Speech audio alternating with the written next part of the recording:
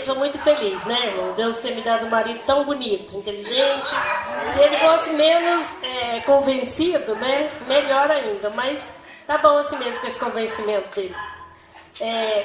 Antes da leitura da palavra, eu queria falar para os irmãos que estão vendendo a rifa, que quando você tiver terminado de vender, passa para o Fabrício, por favor, os cupomzinhos e o dinheiro que ele vai acumulando lá, que esse dinheiro é para a gente pagar o próximo cheque. E também pedir a ele que imprime mais um pouco, porque ainda tem uns irmãos que não receberam ainda, né, o carnezinho. Dá R$50 cada carnezinho, para a gente juntar o dinheiro do próximo cheque, amém? Então eu quero ler a palavra de Deus, eu queria convidar os irmãos para ficarem em pé. Fica em pé no livro de Atos dos Apóstolos, capítulo 9, versículo de 1 a seguir. Atos dos Apóstolos, capítulo 9, versículo 1 a seguir. Amém? Todos encontraram? Então vamos ler. Diz assim: a conversão de Saulo no caminho de Damasco. E Saulo, respirando ainda ameaças e morte contra os discípulos do Senhor, dirigiu-se ao sumo sacerdote e pediu-lhe cartas para Damasco, para as sinagogas, a fim de que se encontrasse alguns daquela seita, quer homens, quer mulheres, os conduzisse presos a Jerusalém. E indo no caminho, aconteceu que, chegando perto de Damasco, subitamente o cercou um resplendor de luz do céu. E caindo em terra, ouviu uma voz que lhe dizia: Saulo, Saulo, por que me persegues? E ele disse: Quem és, Senhor? E disse o Senhor: Eu sou Jesus a quem tu persegues. Duro é para ti recalcitrar contra os aguilhões. E ele, tremendo e atônito, disse: Senhor, que queres que faça?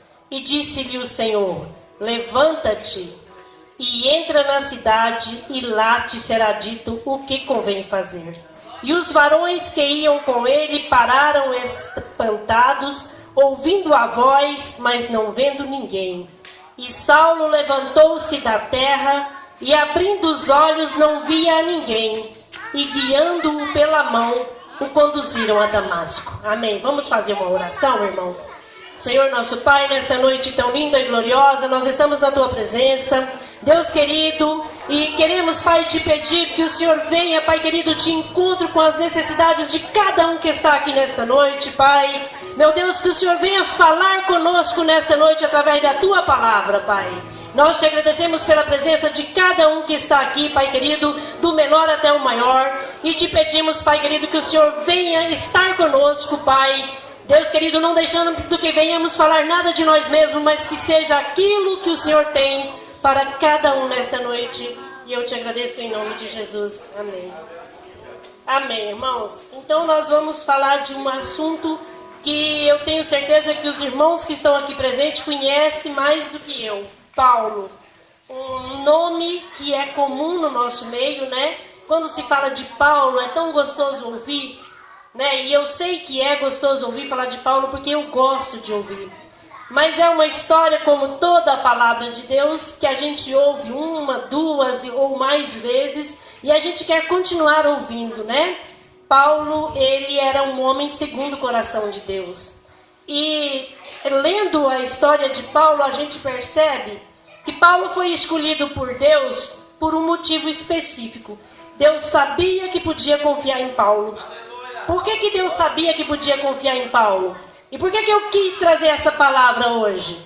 Porque eu vejo que Deus nos trouxe para cá, para o Tremendão, que essa igreja nasceu, porque Deus sabia que o pastor, juntamente comigo, daria conta de não desistir, por mais difícil que seja. E Deus sabia que se chamasse Saulo, Saulo era um homem cumpridor da lei, era um homem que não tinha preguiça. Ele andava de cidade em cidade fazendo-se cumprir a lei, porque naquela época ele estava perseguindo os cristãos para matar. Quem não leu a história ainda, quando tiver a oportunidade, leia. Ele perseguia os cristãos porque ele acreditava que aqueles cristãos estavam contra a lei e ele tinha que fazer acontecer aquilo que estava escrito na lei. E Deus sabia que se chamasse Paulo, ele ia obedecer os mandamentos conforme Deus falava. Porque Deus não gosta de quem tem preguiça, Deus gosta de quem bota o pé na estrada e vai. Né? Isso é uma coisa muito séria. Deus gosta daquele que vai atrás, daquele que busca, daquele que corre atrás do prejuízo. E Paulo era assim. Então, enquanto Saulo, e não foi Deus que mudou o nome de Paulo, a gente sabe que não foi Deus que mudou o nome de Saulo para Paulo. Deus não disse, tu és Saulo e agora te tornarás Paulo, como muitos pregadores dizem. Não é assim. A Bíblia diz lá na frente, ainda no livro de Atos, que Saulo, também chamado de Paulo, então ele não foi Deus que mudou o nome dele, ele chamava Saulo, também Paulo. Então, enquanto Saulo, ele cumpria a lei, depois ele se tornou de Paulo, porque daí para frente a Bíblia passou a chamá-lo de Paulo. E agora ele fazia cumprir os mandamentos do Senhor. E a Bíblia conta aqui onde eu li que Saulo estava indo para perseguir os cristãos, ele estava indo aprisionar alguns homens e algumas mulheres para matar, irmãos. Ele matava, assim como Estevão, quando foi morto. Saulo presenciou a morte de Estevão. Ele ficou vendo Estevão ser morto a pedradas. As pessoas colocaram as roupas aos pés dele e ele ficou presenciando, achando bom. Ele achava que estava matando uma pessoa que estava contra as leis, fazendo tudo errado. Mas naquele momento Paulo ia para Damasco e de repente houve um clarão. E ele então caiu. E quando ele levantou, ele estava cego. E aí foi quando Deus disse, Saulo, por que tu me persegues? E ele não sabia nem do que Deus estava falando. Né? Porque, como assim? Quem és tu? E ele disse, eu sou Jesus a quem tu persegues. E Paulo foi, eles levaram ele até a cidade. Deus usou Ananias, que é um senhor. E quando Deus falou, Ananias, você vai lá, na rua chamada direita, orar por Saulo. Ananias disse, não, Senhor, eu não vou. Eu não vou porque ele está matando os cristãos. E Deus disse, não, Ananias, você vai. Porque a partir de hoje, ele vai fazer a minha obra. E a partir desse dia, Ananias foi, orou por Paulo. E a Bíblia conta que saiu como se fossem umas escamas do olho dele. E ele voltou a ver. E então ele começou a pregar o evangelho como nós sabemos. E ele pregou em toda aquela região. Até para os príncipes, irmãos. Ele não escolhia, ele pregava o evangelho. E conta-se mais na frente que Paulo, ele pregava, e quando ele chegava em algum lugar que a multidão era muito grande, a sombra dele, ou a sombra do paletó dele, curava as pessoas, porque ele buscava mesmo a presença de Deus. Mas para ele não se exaltar, olha como que Deus é bonito e lindo, e como que a gente precisa cada dia buscar mais o Senhor, cada dia mais compreender o Senhor, e tentar cada dia mais conhecê-lo, né? A Bíblia diz, conheça e prossiga em conhecê-lo. Porque eu fico admirada do quanto ele é lindo, que ele não deixou que Paulo se exaltasse. Disse que colocou um espinho na carne de Paulo, e a Bíblia em lugar nenhum diz que espinho é esse. Eu já ouvi pregadores nesses 32 anos de crente dizer que era isso, que era aquilo, mas não está escrito, é um mistério. Deus guardou isso com ele, né? Ninguém sabe se era uma doença ou o que era, mas Paulo não podia se exaltar, porque ele tinha um espinho na carne, né? Porque senão ele tinha se exaltado, né, irmãos? E podia dizer, eu sou tal. E Deus não quer que nós sejamos tais. Por que ele não quer? Porque a Bíblia fala, irmãos, que nenhum de nós somos perfeitos. Está escrito, nenhum justo sequer. Não adianta, irmão, você pensar, eu sou justa, eu faço tudo direitinho. Não é verdade, irmãos. Nós não somos justos, todos nós estamos debaixo do pecado. E precisamos de quê para ser salvo? Quem sabe do que nós precisamos para ser salvo? De Jesus, só dele. Da misericórdia dele. Ainda há pouco eu falava para a Kelly assim, Kelly, às vezes eu fico pensando, como que é difícil a salvação, né? Parece que se olhar assim para algumas pessoas que a gente conhece, parece que está todo mundo errado demais. Mas a gente lembra que nós somos remidos e lavados pelo sangue de Cristo.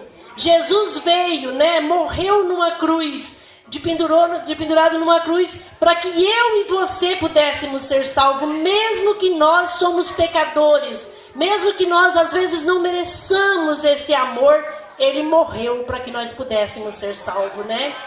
E aí eu fico pensando como Ele é lindo, né? De saber todas as coisas e não deixar nem que tenha um para falar assim, esse aqui é justo demais, esse aqui faz tudo certinho. Não fazemos, irmãos.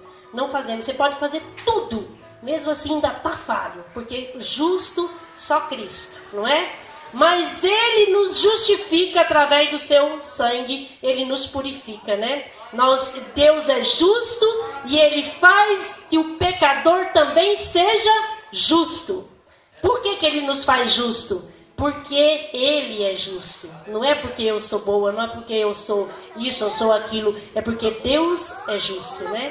E às vezes, irmãos, a gente está esperando algo de Deus e Deus não entregou ainda. E a gente fica contrariado, chateado. Mas quem sabe não está na hora ainda, né? De você receber. Ainda essa semana, uma jovenzinha de 13 anos me procurou e disse, professora, eu preciso falar com você em particular. E aí eu falei, pode deixar que quando bater o sino pro recreio eu falo com você. Aí ela disse, professora, Deus falou para mim que me deu os dons, mas eu não sei quais os dons que Ele me deu, eu não sei como é que eu faço para mim poder fazer a vontade do Senhor, eu não sei qual é o dom que Ele me deu, o que eu faço, professora? Aí eu olhei para ela e falei, meu amor, deixa a tia te falar uma coisa para você. Você tem apenas 13 anos. Se o seu pai te desse um carro hoje, você sairia por aí dirigindo o carro? Ela disse, não tenho 18. Falei, pois é, seu pai podia te dar o carro e ele ficava guardado na garagem até você completar 18 anos. Assim também é o Senhor. Ele pode ter te entregado esses dons que você está falando para mim. Que eu não sei te falar qual dom que Ele te deu. Se é de profecia, se é o dom de maravilha, se Ele deu o dom de cantar, se é o dom de pregar. Tem vários dons. Mas eu não sei te falar qual que Ele te deu. Mas ainda não está na hora, porque você é uma criança. Como é que você vai sair por aí profetizando? Como é que você vai sair por aí falando das coisas de Deus? Você ainda não tem maturidade, você acabou de se converter. Aí ela olhou para mim e falou assim, professora, obrigado. Eu estava desesperada, sem saber o que eu fazia. Aí eu falei assim, às vezes é tão simples para mim e é tão complexo para o outro, né? Então, assim, a gente precisa de parar para ler a palavra e para entender que tem hora para tudo na sua vida. Talvez você não recebeu aquilo que você está buscando, que você está pedindo, e você diz, meu Deus, está tão difícil. Mas Deus sabe, irmãos, que se te der aquilo que você está pedindo, talvez, quem sabe, você desvia dos caminhos dele, né?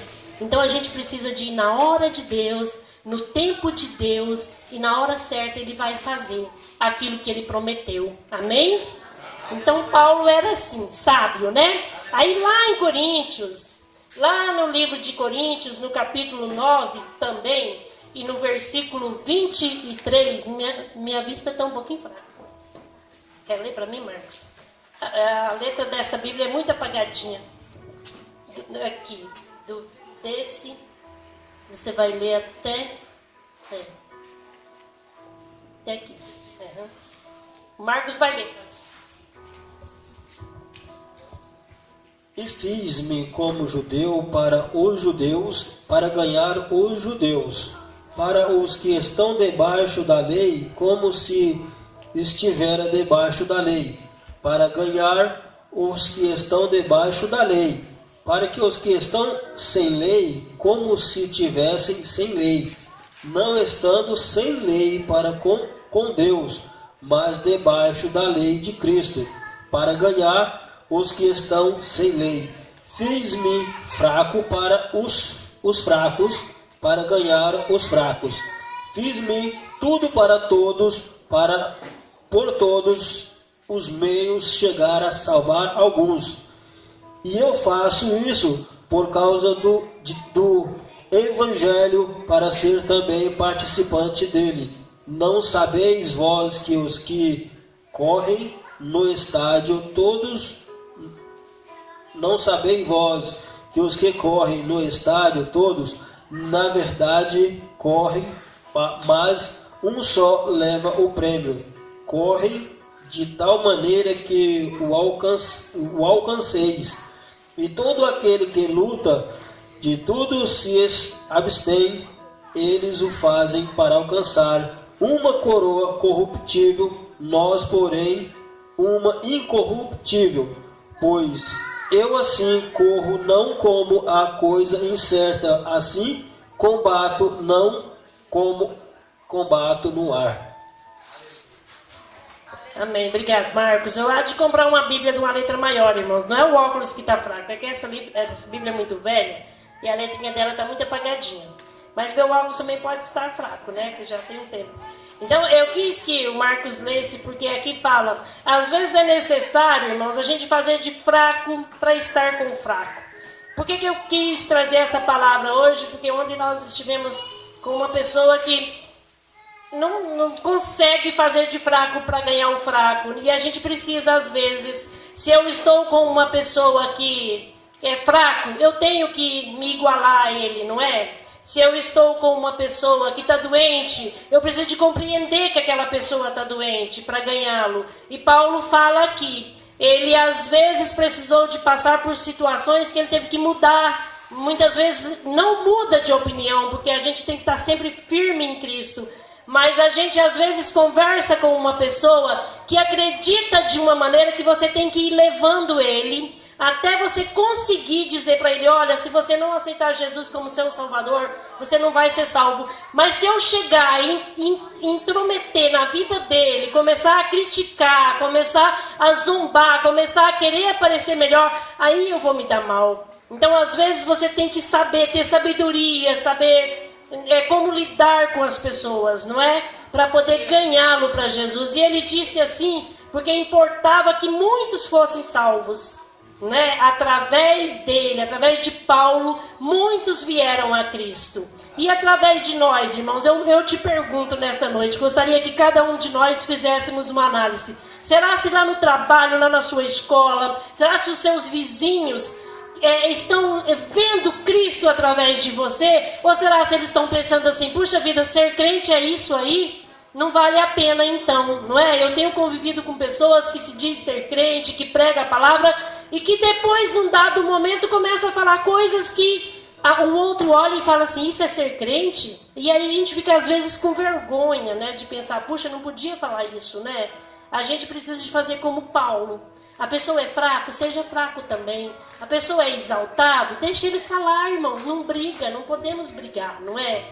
Se você faz o seu papel, se você é humilde, se você tem a humildade de pedir a Deus, muitas vezes, às vezes a pessoa está falando e você não precisa escutar o que ela está falando, vai orar. Ora em espírito enquanto ela fala. Quantas vezes a pessoa está falando e eu estou orando em espírito e fico orando, até que a pessoa cala e eu nem sei mais o que ela falou. E às vezes ela despede de mim e sai e eu penso: puxa, se ela soubesse que eu não escutei nada do que ela estava falando, né? Eu estava orando enquanto ela falava. Às vezes a gente precisa de manejar melhor a palavra, né? Ler mais a palavra, escutar mais a palavra. Se você não quer ler, ouve, procura meios de ouvir para a gente aprender a ganhar as pessoas, amém? Que nós possamos pedir a Deus que abra o nosso entendimento cada dia para a gente aprender melhor a palavra. Obrigada, pastor. Senhor, e dedica esse hino ao pastor e à pastora.